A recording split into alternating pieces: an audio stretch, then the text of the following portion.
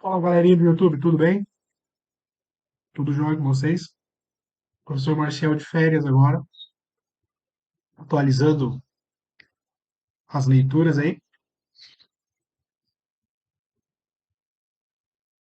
Concluí a leitura desse livro aqui, A Fábrica de Cretinos Digitais, o perigo das telas para nossas crianças.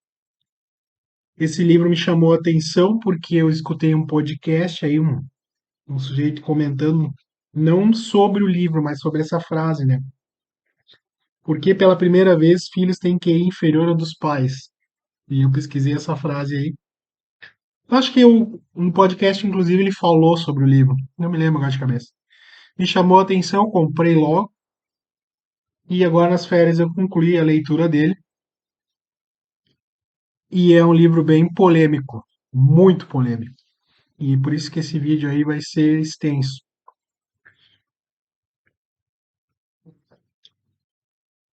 Comendo abacaxi. A primeira coisa, assim, o cara, quando gosta de ler, quando se identifica com o autor. E eu me identifiquei logo nas primeiras páginas. Ele, ele ele odeia telas e equipamentos eletrônicos. Ele odeia. Ele detesta. Mas logo na largada do livro ele já deixa claro que isso não é um trabalho científico, porque ele não está fazendo um trabalho porque ele quer fazer argumentos sobre o item, simplesmente ele escreveu um livro que ele odeia as telas em geral, né, os equipamentos eletrônicos, e ele vai fazer um livro para expressar todo esse ódio dele contra os equipamentos e contra a tecnologia. Ele é um autor francês, ele é um francês, professor, pelo que deu para entender aqui, e o sujeito é esse cara aqui, ó. Tá? Bom, vamos começar por partes. Primeiro pela capa. Pela capa, me deu a entender logo, quem compra pela capa vê aqui que eu achei que ele ia falar de smartphone, mas o peso, a base do livro, basicamente é sobre televisão, não é sobre smartphone. Eu não sei se o cara que fez a capa não leu o livro, acho que não. Acho que eles fizeram essa capa para chamar o público para comprar o livro. Um chamariz para comprar o material, né? Então o sujeito vai comprar achando que ele vai falar sobre smartphone e telas interativas, mas na verdade o livro inteiro ele fala mais sobre televisão, né? Sobre televisão e programas televisivos, jogos de computador, jogos de videogame. Eu ia botar nessa ordem, né? Televisão, jogos eletrônicos e um pouco de smartphone. Ele, telas interativas, né? Que ele não chama de smartphone, telas interativas. E Enfim, então, basicamente o livro é a televisão. E eu consegui entender isso porque porque nós temos que pensar um pouco na época que a gente está vivendo, tá? A gente não tem ainda o smartphone se popularizou, apesar de ter 10 anos ou mais até já as telas interativas, o tablet, mas ele se popularizou aqui 5, 6 anos atrás. Antes a gente basicamente ainda o computador, o laptop se sobreponha ao celular. Tinha mais pessoas com computador e acesso à internet do que smartphones. Hoje a lógica se inverteu, né? Existe mais smartphones do que computadores. E então eu acho que, creio eu, que ainda não deu tempo de ele juntar uma bibliografia sobre smartphones. E eu já digo de cara para vocês, né? Eu fui lendo e agora nas férias aí na beira da lagoa fui dando uma acelerada na leitura. E eu ia comentando com a minha esposa os tópicos, né? E aí, num momento, ela chegou e virou para mim e disse: Quem me garante que esse cara tá falando aí tem fundamento? Qualquer um pode ficar falando besteira e bobagem. E a grande surpresa do livro é que tu chega na página 270, Ele termina na página 281, o texto dele, e da 281 até a 350 é bibliografia. O cara tem 70 páginas de bibliografia. Tá? Não sei se dá para ver bem direito na tela. O cara tem 70 páginas só de bibliografia. Então, o cara, no mínimo, tá bem embasado no que ele tá, nas afirmações dele. Ele é meio xiita, ele é radical no que ele fala. Tá? E eu, no final, eu vou dar minha conclusão. Esse vídeo vai ser longo, vai durar bastante minutos. Eu acho que esse livro aqui é um livro que dá para voltar para ler e marcar alguns trechos. Para quem quer fazer pós-graduação, doutorado e mestrado, daqui dá para puxar muito gancho de pesquisa, de trabalho, muitos ganchos ali. Daqui tu tira muitas pesquisas que você pode começar ali a partir dos questionamentos que ele levanta no livro. Então o cara é embasado. E ele, assim, chega no final, eu como pai, professor na área de informática educativa, eu levei muita paulada na cabeça. É uma paulada em cima da outra. E eu fiquei assim, ó. Né? Então, o livro basicamente fala sobre telas. Ele odeia telas, tá? E eu me identifiquei muito no começo. Ele deu um exemplo que é um exemplo que eu dou na prática para muitas pessoas, né? Ele tem, eu acho que uma idade, deve estar ali na faixa dos 40, 50 anos de idade. E ele tem um. Como ele vive na França, e eu vou explicar agora, vou fazer uma adaptação do livro para nossa realidade. Para quem não viveu, eu vivi, né? O Brasil passou por um período da década de 80 até os anos 90, teve uma lei no Brasil que proibia a importação de produtos tecnológicos, de computadores. Então a gente não podia comprar um computador importado e comprar na loja. Na verdade, não era proibido, ele era super taxado. Então, um computador pagava o dobro do valor só em imposto. O governo do Itamar Franco fez isso para incentivar a indústria de tecnologia brasileira. Graças ao Itamar Franco, a gente tem a Positivo hoje. Vamos imaginar assim. Mas foi uma lei de. Vamos falar a palavra, aquela coisa, né? Foi uma lei que não serviu para nada. Só serviu para atrasar o Brasil uma década na introdução da tecnologia no nosso país. Então, quando no Brasil a gente iniciou a introdução, a gente começou os passos, né, com o uso do computador e das tecnologias na década de 90, no final da década de 90, nos anos 2000, na França, como não tinha essa estupidez de lei, na França eles iniciaram a introdução da informática, se iniciou uma década antes. Então, o que a gente teve nos anos 2000, no Brasil, aquele boom da comercialização de computadores. Nos anos 2000, a gente teve aquele boom. Isso aconteceu na década de 80 na França. 80 e 90. Então, podemos afirmar que os franceses e o resto do mundo está uma década na frente do Brasil, se tratando de tecnologia. E esse cara deve ter uns entre 40 e 50 anos de idade, não sei se tem aqui na linha dele aqui, não diz a idade, mas ele usou um exemplo que eu gosto de usar. Os pais dizem muito essa frase hoje em dia das crianças. Parece que eles saem já sabendo usar. Meu filho é um gênio, ele dá um celular para ele. Ele é um gênio, ele começa.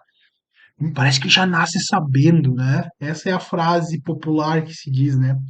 Essa é uma frase de um idiota, porque como professor de informática eu posso afirmar que eles sabem fazer coisas inúteis com o computador, e esse é o exemplo que ele dá aqui.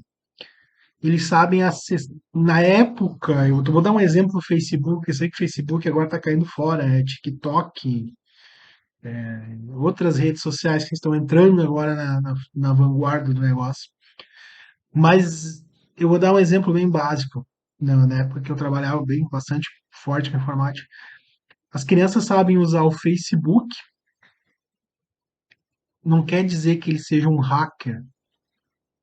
E se você pegar muitos jovens que sabem usar TikTok, Facebook, Instagram, eles não sabem abrir um editor de texto e produzir um texto, editar um texto no editor de texto.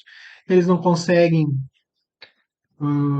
produzir, eles não sabem usar o editor de planilha eletrônica, eles não sabem editar uma foto, eles não sabem nada do hardware do computador, do software, eles não sabem o que é um sistema operacional, eles não sabem o que são componentes de informática. E o exemplo que ele dá ali é bem básico, tipo assim, quem nasceu na década de 80 e 90 e nasceu e começou a usar a tecnologia sabe como funcionava naquela época para tu comprar uma impressora e instalar no computador.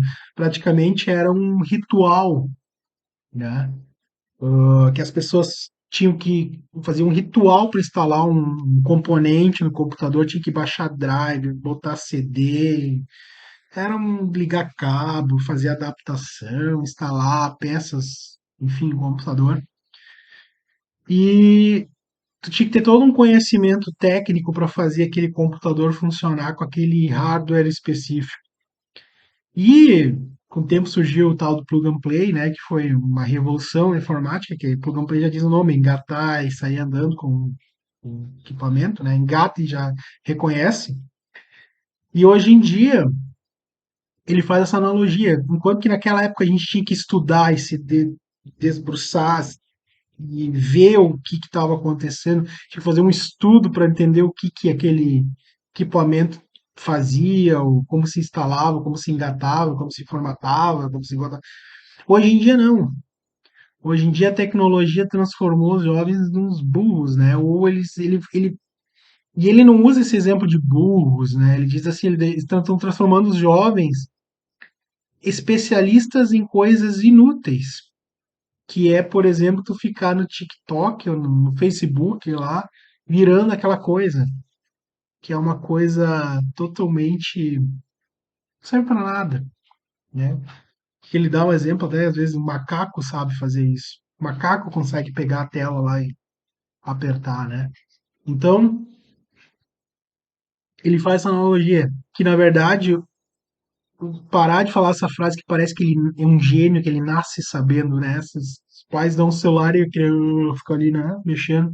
Uhul, meu filho é um hacker. Não, você que é um estúpido, né? É mais ou menos essa frase. Então ele usa esse exemplo, e esse exemplo eu já dei várias vezes. Que eu, em escola eu já dei um exemplo há bastante tempo atrás para os professores explicando o seguinte: olha, eles não sabem usar o Google para pesquisar, fazer uma pesquisa na internet. Esse exemplo ele usa, inclusive, no livro. Eles não sabem usar o Google. Eles entravam na época na página do Facebook e botavam lá na lupinha do Facebook para pesquisar um assunto lá acadêmico, como se o Google fosse um mecanismo como se o Facebook fosse um mecanismo de pesquisa. Por quê? Porque eles não sabiam usar uma ferramenta de pesquisa online. Então, o que que adianta tu usar o Facebook se tu não sabe usar um editor de texto para fazer um currículo, não sabe usar uma planilha para fazer uma planilha de gastos, não sabe, enfim, não sabe usar ferramentas do computador, ferramentas úteis do computador, tá? Eu não preciso dizer, e aí que me pescou logo no começo do livro. E esse exemplo que ele deu é um exemplo que eu usei na minha vida e digo assim, que esse cara sabe o que está falando. Eu acho que não ficou claro no livro, mas eu acho que ele trabalha com alunos, ele é professor de alunos jovens, né?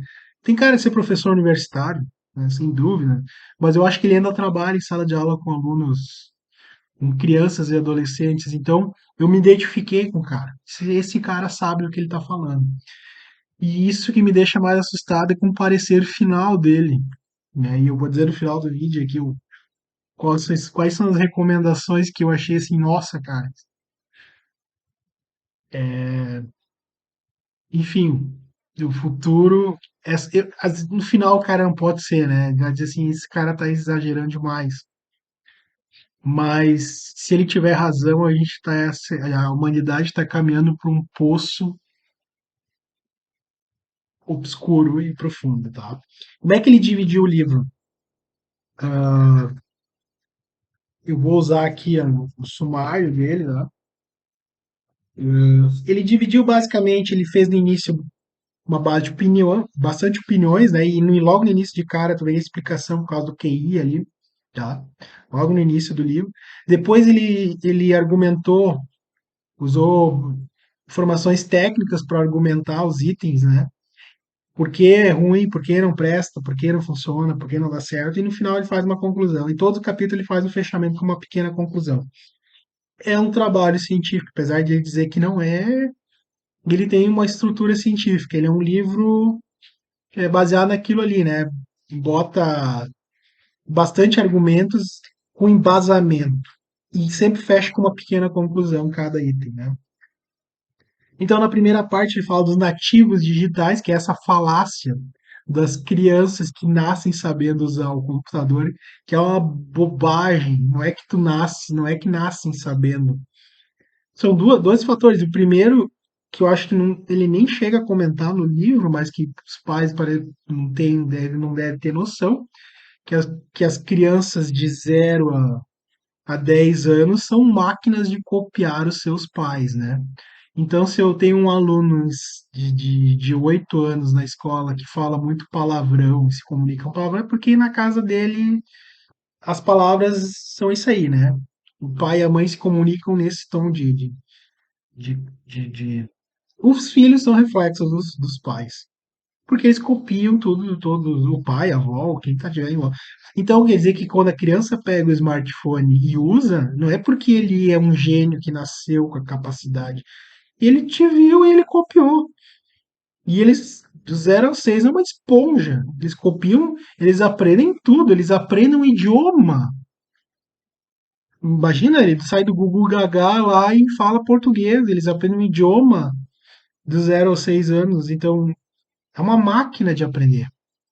Então, ele olha vocês usando celular e maior parte do tempo, as pessoas estão com o smartphone na mão, ou o celular. Então, ele é uma esponja que suga aquela informação e traz para ele, né? Então, nessa primeira parte que fala da falácia, né, que é uma besteira, uma bobagem dizer que as crianças são gênios. Não. Bem pelo contrário, são um bando de incapacitados que estão chegando no mercado de trabalho sem saber usar ferramentas digitais para trabalhar. Eles não sabem usar o AutoCAD lá para fazer desenho, né? Sabe entrar no Facebook, mas não sabe usar o AutoCAD, o editor de texto. Utilizações, né? O incrível frenesi das telas recreativas. E aqui ele pega, ele bate em tudo. Canal educativo, Baby TV. Eu sou pai de uma criança de 5 anos. Baby TV não existe, cara. De 0 a 6 anos não existe nada educativo. Nenhuma tela, nenhum vídeo, nada, canal de televisão. É preocupante demais. Preocupante demais. Não é para deixar. Eu já vou adiantando um dos pareceres finais. Não é para deixar a criança de 0 a 6 anos na frente da televisão. Não interessa se é Baby TV, se que é o canal educativo, né? Não existe, né? E aí ele vai, depois ele divide do 0 ao 6, dos 6 aos 12 anos, né? Depois na pré-adolescência, até o final da pré-adolescência, depois na adolescência. Mas ele se foca bastante nos anos iniciais, do 0 ao 6, dos 6 aos 12. Depois, na adolescência, ele dá alguns exemplos ali, mas eu vejo que não é a área de atuação dele. Porque até por uma questão, ele, mais adiante no livro, ele diz que a gente, do 0 aos 12 anos, o cérebro tem uma plasticidade, né? E essa plasticidade é que vai definir como que a criança vai ser no futuro. Muitas coisas que eu sou hoje é porque eu aprendi do 0 aos 12 anos. Então, formar a personalidade se forma nessa época, tá? E aí os pais estão delegando essa formação para a televisão. Mas ele dá muito exemplo da televisão, porque eu acho que ele já é uma geração ele já está falando, ele está falando de uma década atrás. Porque esse livro aqui não saiu em um ano, né? Ele deve estar pesquisando isso aqui 6, 7 anos. Então, isso aí são pesquisas que a gente está falando de 2010, de 2012, 2009, que era uma geração que parava o filho na frente da TV. E eu já, em 2023, digo que a gente está na geração que está largando o smartphone no colo das crianças. A gente já pulou um nível. Mas o livro não trata disso. Ele fala muito da televisão, dos programas. Impacto e crônicas de um desastre anunciado, né? E aí ele começa a falar, então, jogar dados, e são dados científicos, tá? E ele fala sobre as pesquisas e como foi realizado as pesquisas, né? Ele fala muito, eu não tenho como falar de todos os capítulos, né? Telas domésticas e resultados escolares não combinam, então ele faz uma série mostra uma série de pesquisas que fizeram, que averiguaram que quanto mais aumenta o uso de telas e telas interativas, ele usa muita televisão e videogame, menor é o rendimento escolar. Ele usa como parâmetro a escola. Tá?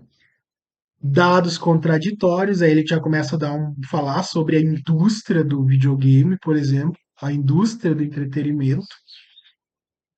É óbvio, uma indústria que gera dinheiro. É óbvio que essa indústria vai pagar para pesquisadores falarem bem sobre a indústria do entretenimento. Ela já começa a dizer, ó, já temos uma indústria que está financiando pesquisas que têm resultados contraditórios, né? O mundo maravilhoso do digital na escola. Aqui foi uma paulada do que o cachorro doeu. Eu tenho pós-graduação em informática educativa e aqui ele fala das TICs. E ele já começa rasgando, porque quando ele falou, me lembrou muito no tempo do governo Lula, que tinha um projeto de um notebook por aluno. Na verdade, era um netbook por aluno. E a França fez isso, entregou para todas as crianças um netbook da França inteira. Todos os alunos da França ganharam um notebook, né? Ele fala notebook, né? E no ano seguinte começaram a medir, eles usaram os parâmetros que eles já existiam, né? De medir o rendimento escolar. E o que, que aconteceu no primeiro ano, já logo depois da distribuição do computador? As notas decaíram. Fizeram levantamento para do que as crianças, como que as crianças estavam usando o computador e descobriram que o computador era usado para entretenimento, não para estudar. Aí ele disse assim, não, vamos ser democrático, né? Pelo menos não vamos julgar, hum, não vamos ser radicais. Se a criança está se entretendo, pelo menos vamos olhar o lado bom disso, né? Ele se incluiu digitalmente, né? Só que daí ele sempre faz esse gancho, né? Quanto mais tempo a gente fica assistindo a televisão, jogando videogame, menos tempo a gente passa lendo e estudando. Então, aumenta o tempo do entretenimento e diminui o tempo de estudo. Então, o resultado vai ser sempre o contrário. Ele barbariza jogos educativos, não existe para ele. Jogos educativos não existe para ele. Me caiu essa parte aqui eu vou reler de novo, né? Porque aqui me caiu na hora eu me virei para minha esposa e disse: minha vida foi uma farsa. Porque não existe, segundo ele, tu não aprende através de jogos, jogos eletrônicos. E logo ligou a questão do xadrez, né? Ele faz uma comparação de xadrez, de jogos, e, jogos eletrônicos, aqueles joguinhos educativos que a criança não aprende com isso. É uma grande farsa o negócio de levar os alunos para a sala de informática e aplicar uma aula de jogos educativos, segundo o autor, é uma farsa. Eu logo virei isso na minha vida, uma mentira, né? Aí ele fala, então, que a informática educativa só vai ter um resultado minimamente positivo se tiver o controle de um professor orientador na sala. Se nós largar a informática, o computador, para os alunos e não deixar um professor para orientar, para não ter um plano de aula na hora de aplicar aquele conteúdo na sala de informática, o, o rendimento vai ser o contrário. As crianças vão aprender menos. Então, o negócio de largar o computador lá e deixar o moleque, ele não vai aprender. Ele vai ficar mais burro. Vamos trocar, vamos usar em termos mais simples, né? Em vez de avançar o conhecimento, ele vai retroceder. Então, ele diz que isso só acontece quando tiver um professor qualificado dentro de um laboratório de informática, ou aquele professor que levar os alunos para a sala de informática para fazer uma atividade que esteja embasado, que tenha início, meio e fim, que tenha um planejamento, um professor que tenha uma formação na área. Ele não diz do professor de informática, mas ele diz de qualquer professor. Se for ir para informática, tu tem que saber o que tu está fazendo. Mais ou menos isso. Se não, tu corre o risco de deixar. Enfim, ele disse, a introdução da tecnologia na escola diminuiu o rendimento escolar. Esse é o resumo, o apanhado dessa parte toda aqui. Então ele fala também, né? O desenvolvimento ambiental, o desenvolvimento um ambiente prejudicial. A interação dos humanos amputadas, ou seja, daí ele fala a questão que a gente não tem interação, que a criança ela aprende interagindo com os colegas, brincando com jogos lúdicos, toda aquela questão, jogos de bloquinho, papelzinho, pintar, brincar, massinha, correr no pátio, conversar, olhar nos olhos, falar. Ali que ele vai ter construção de conhecimento. E na televisão a gente não tem essa construção. E ele dá um exemplo nesse capítulo aí, que seria o desenvolvimento em um ambiente prejudicial. Ele dá um exemplo também interessante, que ele fala da ópera, de um concerto de ópera, que ele, graças a Deus, ele foi assistir a ópera num concerto ao vivo, porque depois ele assistiu o mesmo concerto que foi transmitido pela televisão e dizer que ele não conseguiu assistir. Porque quem sabe, quem já assistiu já sabe, tem noção do que eu tô falando, né? Aquela questão de estar ao vivo dentro do ambiente, a explosão de som, né? Que, que encobre ali a orquestra tocando ao vivo, vai proporcionar uma emoção que vai criar um conhecimento, vai criar uma ligação dos teus neurônios lá dentro do teu cérebro que vai ajudar você a ficar mais inteligente. Ao contrário da televisão, que você liga ali e ela não cria, ela não constrói a ligação dos neurônios. Segundo ele, né, usando embasamento de pesquisas sobre neurologia, né, ele cita bastante também nessa parte. Uma atenção, uma capacidade de concentração saqueada. Aqui ele não fez a ligação com o smartphone que eu li em outro lugar, que o smartphone é o destruidor da atenção. Mas aqui diz ele, e ele cita uma pesquisa da Microsoft, que a atenção do ser humano caiu drasticamente com a introdução da tecnologia. E a gente tem a capacidade de concentração de um peixinho Nemo, a maioria das pessoas, né? Chegaram ao nível do peixinho palhaço, aquele peixinho palhaço, né? Porque a gente não consegue se concentrar e isso é a falta de concentração, né? Depois ele toca sobre o sono,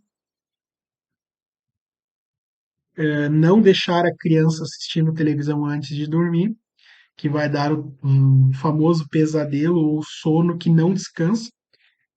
E isso já como pai já percebi, já fiz esse experimento e não vou repetir. Não deixo a minha criança, meu filho assistir TV e dormir, porque ele fica a noite inteira, né, se mexendo, ele não tem aquele sono aquele processo de sono completo, início, meio e fim, com as horas mínimas. E aí ele sempre joga aquela questão: você vai assistir televisão, tu vai aumentar o tempo na frente da TV e vai diminuir o tempo na cama dormindo. E vai demorar mais para a criança dormir. É. Ele fala a questão que muitos pais deixam a televisão ligada no quarto para a criança dormir. O pai que não tá, que nunca leu nada sobre o assunto, sabe? Eu já li, como professor a gente lê muitos polígrafos, principalmente na formação, né? Te é obrigado a ler, né? Do sono reparador, daquele sono que o cara tem que dormir e cair, né? Só se virar de vez em quando, né? E a questão do pesadelo, né? A criança fica tendo pesadelos e fica tendo um sono que não é reparador, que não tem o seu ciclo completo. Isso é. Isso aqui, vocês nem dizer, isso aqui tá absolutamente concordo com ele, né? Daí ele vem com os itens. O sedentarismo. Óbvio, não preciso dizer. O cara fica na frente do videogame e deixa de se exercitar. O que é melhor jogar PES? Não, acho que não nem existe mais. Joguinho de computador lá, joguinho no videogame, futebol no videogame ou correr atrás de uma bola no campo? O que vocês acham que é mais saudável, né? Então, a detrimento de um, aumenta o tempo de entretenimento de uma coisa e diminui da outra, né? Influências, aqui eles falam, o, ah, aqui ele fala de uns itens assim que, inclusive não está aqui, são sub-itens, né? Mas essa parte aqui é uma parte que ele usa dos antigos autores, que liga. ah, Isso eu já tinha ouvido falar há muito tempo atrás. Ele fala da televisão, a influência da televisão no tabagismo, no alcoolismo, no sedentarismo, alcoolismo, questão sexual, da sensualização, a lógica disso, dessa historinha, eu já tinha ouvido falar essa parte e já tinha lido em outros lugares, né? Que os meios de entretenimento usam personagens galãs fumando cigarro lá. O, o cidadão fuma um cigarrinho e aí ele se torna olha, no subconsciente da criança, o galã, o herói da história tá fumando cigarro, então o cigarro é uma coisa positiva, se ele é o cara bom da história. E a indústria do tabaco usou muito isso e ele já começa, o primeiro exemplo, se não me falha a memória, é do tabagismo, né? Já chega ali rasgando, né? E fala sobre o tabagismo e e aí ele usa a mesma lógica do tabagismo, ele vai usar para o álcool, ele vai usar para violência, para sexualização, e aí ele usa uma chave bem interessante, que é uma chave que diz assim, a sensualização que leva depois à pornografia da nova, né? Então, ele diz, é uma chave, né? E a questão da pornografia, aquela coisa pesada, ele nem tocou no assunto. Ele nem tocou, ele só deu lá 2 parágrafos, mas ele se centrou na sensualização nos vídeos sensuais, né? E ele usou muito a questão da indústria do entretenimento. Vê que essa bibliografia, essa parte que ele mencionou, é uma parte mais antiga, da década dos anos 2000, 2010. Aqui então cabe aos modernos cientistas, eu acho, fazer uma análise sobre essa perspectiva sobre o YouTube, sobre o TikTok, né? Quem é os heróis hoje? Será que aquela série de televisão realmente ela está influenciando os nossos pré-adolescentes e adolescentes? Será que é aquela série que está realmente fazendo trabalho? Ou será que não é um youtuber, né? Quando um adulto, um idiota, e pinta o cabelo de vermelho e pula numa banheira de Nutella, o que vai dar isso no futuro? E esse livro não fala sobre isso. Entendeu? Vocês estão entendendo? Ele está trabalhando numa mídia Ele está fazendo um retrato da década de 2010 e 2020. Agora, 2020, a gente está com um paradigma totalmente diferente, que são os smartphones, né? É, e o vídeo já está ficando longo, é 35 minutos. Então aqui já cabe uma atualização, eu acho, né? Pro autor, né? Porque não sei eu se a indústria do entretenimento ainda é aquela grande vilã, né? Aquela indústria dos anos 2000 é realmente o grande vilão agora. Eu acho que tem muita questão do YouTube. O YouTube não tem. O YouTube, como pai falando agora, o YouTube, o pior lixo que tu pode dar para uma criança é o YouTube. Começa pelos comerciais que o próprio YouTube publica, que é uma lavagem cerebral. Eu comecei a pagar YouTube Premium porque não conseguia mais ver aquele gordo pular lá, vender TikTok lá no, pulando no vídeo lá. Fartei e comecei a pagar YouTube Premium para não ver comercial. Mas o YouTube não tem nenhuma uma classificação. Então, de repente, uma criança de 10 anos está vendo um gordo de cabelo verde pulando uma banheira de Nutella. E eu pergunto para vocês, e aonde que nós chegamos? Qual é o exemplo, né? Você deixa de criar os seus filhos e dá para o YouTube criar. Veja bem o que o YouTube está mostrando para os seus filhos, né? Eu já fiz algumas experimentações com meu filho e já. Daí tem o YouTube Kids. Tu acha que tu vai botar o YouTube Kids achando que vai ter um material mais filtrado, com mais qualidade.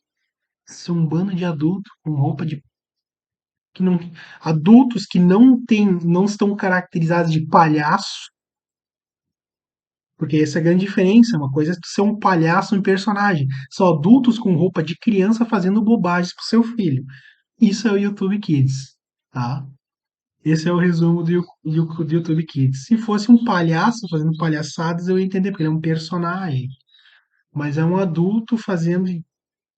Abre-se um pequeno, perigoso precedente, né? Então, aqui não tratou no livro disso. Eu acho que aqui ficou devendo. Mas eu entendo porque ele deveu, porque um cara que tem 30, 70 páginas de bibliografia, ele está pegando livros lá do início do século, né? Final do século passado, inclusive, né? Eu andei olhando umas datas e alguns títulos da bibliografia, e ele pegou livros de 1990. Tá. Então, fica ali, né? E aí, o parecer final do cara, que é terrível, porque eu já fiz errado com o meu Filipinho. De 0 a 6 anos, sem TV, sem televisão, sem tela, sem nada. Tem muitas escolas que botam filmes para as crianças de 0 a 6 anos. Segundo ele, quantidade de horas zero de 0 a 6 anos.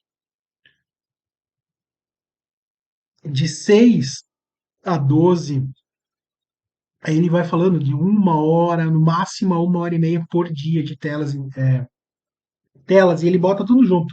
Telas interativas, televisão, videogame, blá, blá, blá, tudo no mesmo, de computador, tudo na mesma panela e bota ali dentro.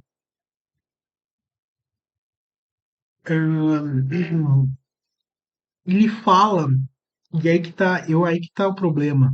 Ele joga isso de uma condição muito radical. E no início do livro, ele faz uma ponte, no início e no fim do livro, e ele fala sobre a elite. Eu consigo entender. Porque vamos pensar bem. Eu e você precisamos trabalhar. Onde é que está meu filho agora nessa hora? Eu estou de férias, ele não está aqui. Ele está onde? No voo? No voo tá fazendo o quê? Olhando desenho, tomando café, comendo um pedaço de linguiça, sei lá. Então, ele explica que a elite oferece para os seus filhos uma educação melhor. E a elite não oferece computador para os filhos deles, não oferece tablet e televisão. Ele oferece uma educação de qualidade, com profissionais qualificados, né? Enquanto que as classes mais baixas, e quanto menor é a renda, segundo o autor, maior é o tempo de exposição a eletrônicos, porque o pai trabalha o dia inteiro, a mãe trabalha o dia inteiro, e o aluno vai trabalhar, vai estudar, vai ficar na escola meio turno, e no outro meio turno vai fazer o quê? Jogar videogame, ficar na tela do computador. Então eu entendo que isso aqui é um posicionamento muito radical. Se chegar um pai hoje e dizer que de 0 a 6 não é para dar tela, ele vai rir, vai se virar e dizer: tu é louco, tu é um xiita, e vai embora. Então a estratégia, eu acho que é diminuir a quantidade de tela. Né? Eu vejo muito e com muita frequência, eu sento às vezes senta no shopping na área de alimentação. Eu, minha esposa, tá todo mundo no celular aqui, ó. E muitas vezes está o pai e a mãe aqui, e a criança